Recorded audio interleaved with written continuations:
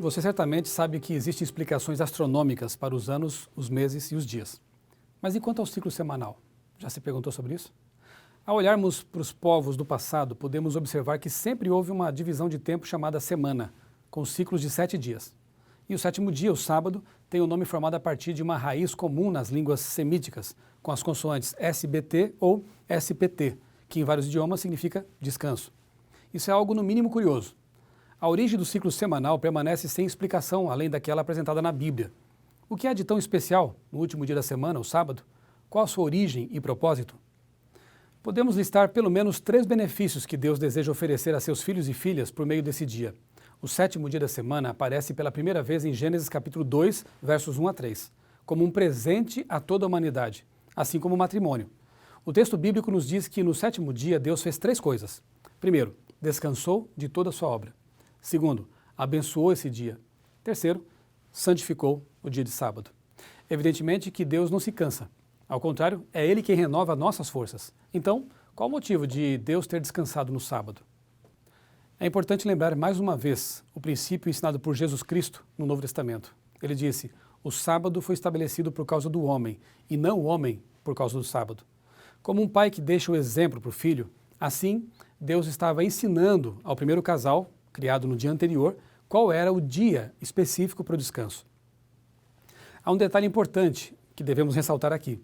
O verbo hebraico utilizado em Gênesis 2:2 para descansar é Shabbat, que tem sua origem em outro verbo, Yahab, cujo significado é sentar. Qual a implicação disso? Após uma longa e exaustiva caminhada durante a semana, o sábado é o dia em que nós nos sentamos para descansar fisicamente. Antes de continuar a caminhada, Deus proporciona um break para seus filhos. O sétimo dia da semana também é o dia de relaxar.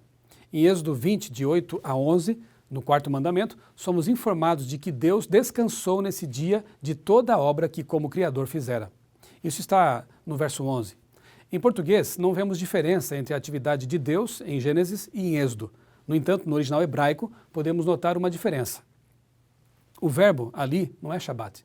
O verbo em Êxodo 20, 11 é nuá. Não se trata de descanso apenas no sentido físico.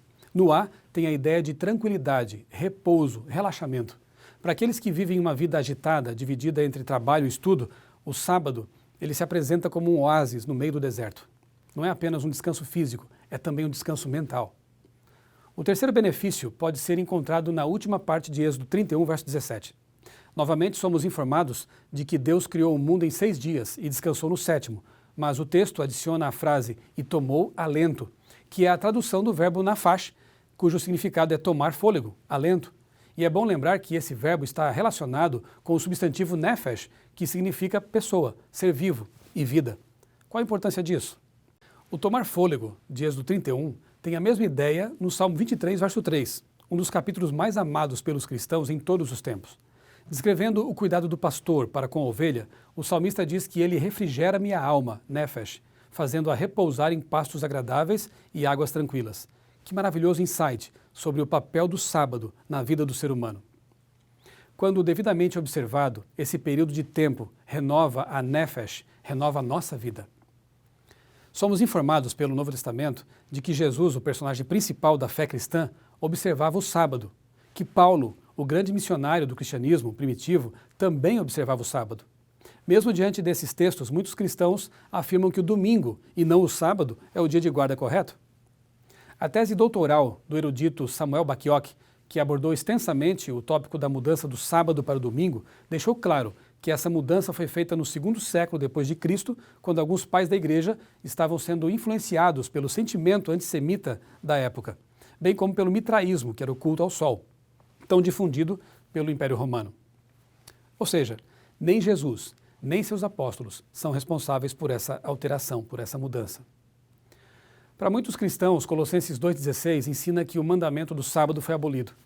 Nesse texto, a expressão festas, luas novas e sábados, retirada do Antigo Testamento, se refere a todo o ritual do santuário, principalmente os sacrifícios. Esse ritual era desenvolvido anual, mensal e semanalmente. A parte que diz comida e bebida está relacionada aos rituais do santuário que envolviam esses elementos.